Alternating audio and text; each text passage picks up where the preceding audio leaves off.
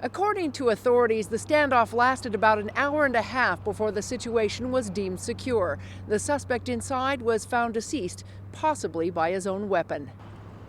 What started out as an assault call ended in what investigators are calling an apparent suicide. Sheriff's deputies received a call shortly before 3 a.m. of an assault at another location.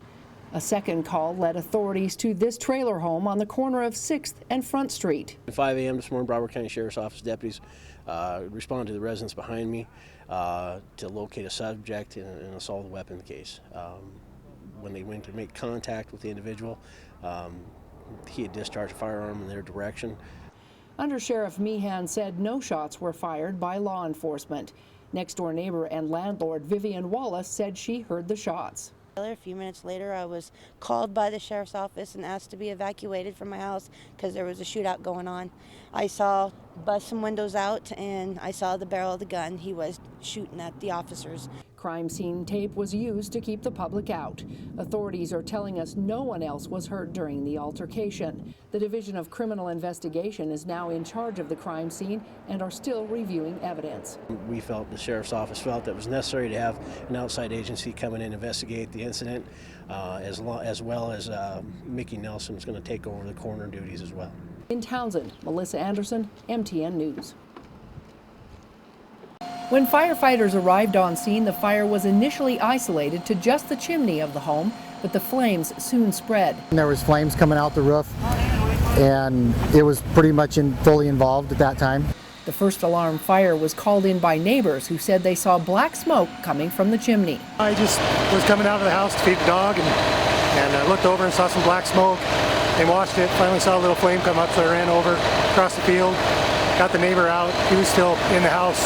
Tried getting all the valuables and we couldn't get much, so just feel bad for him. Homeowner Elena Hagen was glad to hear that a man renting her downstairs made it out okay. Fortunately, she and her dog were away from home during the start of the fire.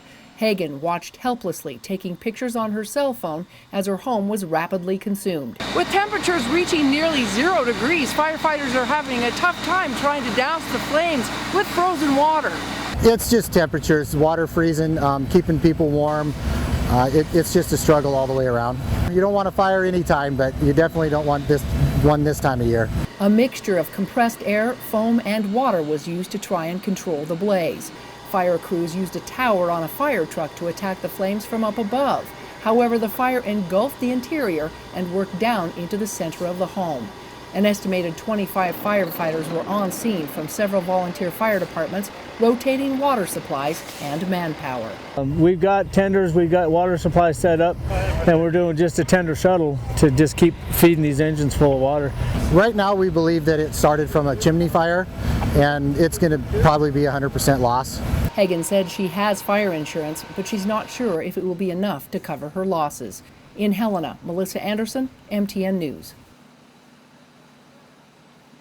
Search teams combed through the Hunters Gulch area Saturday, where 52-year-old Dale Brownlow was reportedly last seen. After 2 days of extensive searches by helicopters, search dogs, and even by horseback, no items or clues were discovered by day's end. There's so much snow on the top where he could be. If he's there and underneath the snow, we can't see anything. But we did give it 110%. According to investigations, Dale Brownlow came to Helena around August 30th. He rented a room here at the Motel 6, which was paid up through November 29th. After he didn't return, they boxed up his belongings. It wasn't until they saw his picture on the news that they called authorities.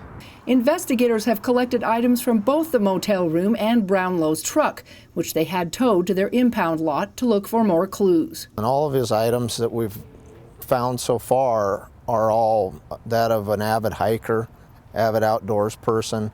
I mean, a lot of lightweight camping gear and stuff like that. So Brownlow's sister traveled to Helena asking for anyone who might have seen her brother or talked with him to contact authorities. She says it's not like him to be gone this long. He's very comfortable there, and he's very smart about it, though. So he's very educated, and before he goes out, he does a lot of research and learns about things. We're asking for help from the public. I mean, we're out making contact with, like I said, the restaurants that we've figured out that he's probably eaten at, and And anybody that has any information of that had any contact with him, we would like to talk to.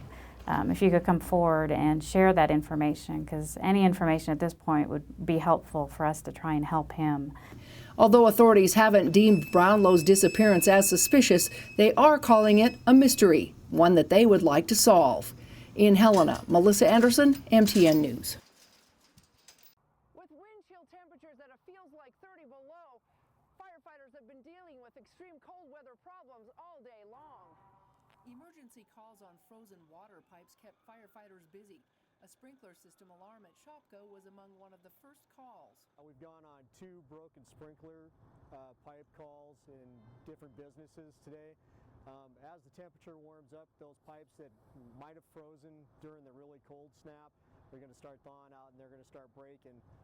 Dozens of workers at the Cogswell building were evacuated shortly before noon after an alarm was triggered in the boiler room. Workers were relocated to the Capitol for a short time before the alarm was cleared and they were allowed to return to work.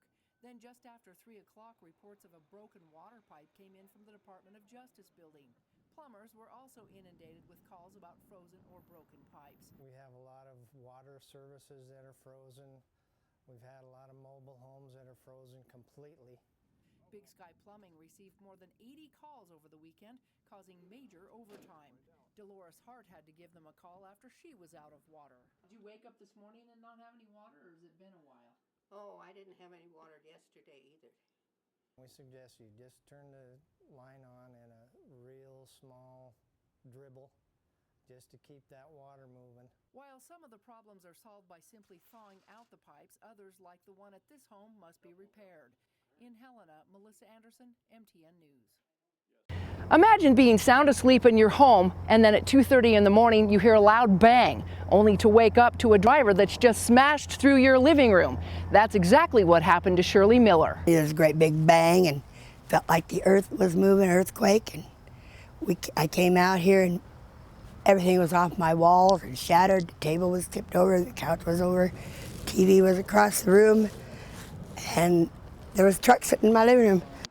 54-year-old Shirley Miller has lived on this lot for the past 45 years. Never has she experienced anything quite like this. Miller says it appears the driver came around the corner at a high rate of speed, possibly overcorrected, and then drove about 300 feet from the road into her trailer. As she was calling 911, she says the man came into her home and told her his first name. He then took off running when the police were called. While I was in the sheriff's office, the man who was behind the wheel called. He told the sheriff he was quite shaken up and agreed to come tell his side of the story. Charges that you could look at were failing to report an accident. He doesn't have a driver's license, so he could possibly get a ticket for no driver's license. If he doesn't have any insurance, he could get a ticket for that. The impact of the crash pushed the trailer about 23 inches, knocking it off some of its foundation blocks. The trailer was pulled back into place with a winch so a new foundation could secure the leaning wall. I would say roughly $5,000 damage. I don't have the money to do it. Various personal items inside the home were a total loss. Obviously, he's going to be responsible for the material that was broke in the trailer. The Montana Highway Patrol is investigating the crash. In Helena, Melissa Anderson, MTN News. The body was discovered around 3:50 in the afternoon by an irrigation worker who was alerted of a missing woman since Monday. It was feared and later confirmed that the woman was the victim. She lives next to the irrigation ditch, and she is known to walk the irrigation ditch. And they did locate her here. It's estimated the body of the middle-aged woman had traveled about 10 miles downstream from her home. Upon arrival, investigators could see the body was trapped face down, entangled in debris. The water here at the Helena Valley Irrigation Canal is traveling about 1 cubic foot per second. Therefore, search and rescue volunteers plan to tie off before entering the water. We had a little bit of current that we had to mitigate. We had a tech team that set up a safety line. We had downstream safety, and we were able to complete this mission as safely as possible. As rain clouds rolled in, search and rescue teams worked methodically in nearly 100-degree temperatures to retrieve the victim. Divers took pictures underwater to preserve any evidence. 2 hours later, debris was cleared enough to get the body loose. The woman's body was taken to shore for positive identification. I will release the name very shortly, but her husband has been here, and he needs to notify the rest of his family, and then we'll let you know. The sheriff says at this point there doesn't appear to be any foul play.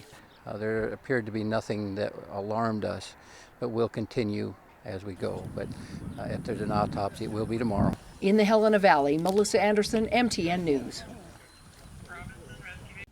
The fire was reported around 1:30 in the afternoon when high winds fueled flames from a controlled burn that quickly became out of control.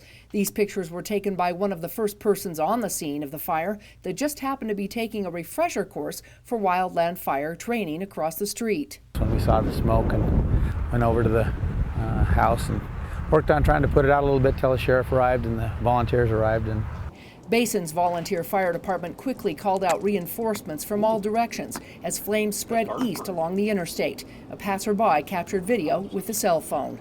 Well, we were paged to a small grass fire down here in the bottoms down by the creek, and it took off quick. We got on it, got on the structures, did what we could, got most of them saved. We lost one. The wind-driven fire jumped Basin Creek and was soon in the backyard of 70-year-old Darlene Lawrence's home, who in her nightgown was called to evacuate.